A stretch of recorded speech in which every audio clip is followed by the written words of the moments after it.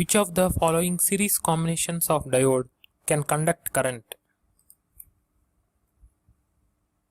A diode can conduct current when its anode potential is greater than the cathode potential by at least one diode drop. Figure A conducts current from A to C if potential at terminal A is greater than the potential at terminal C by at least two diode drop. The anodes of both D1 and D2 are facing in the same direction. Also cathodes are facing in the same direction. So we can tell that current flows from A to B and B to C.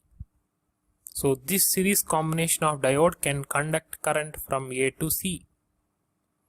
Coming to figure B, if potential at terminal A is greater than potential at terminal C, then D1 will conduct, but D2 will not conduct.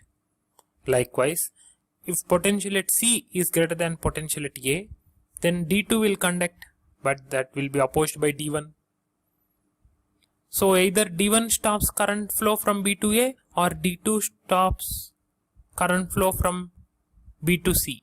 So in any case, only one diode will conduct. Either potential at A is greater than C or potential at C is greater than A. In both the cases, only one diode will conduct.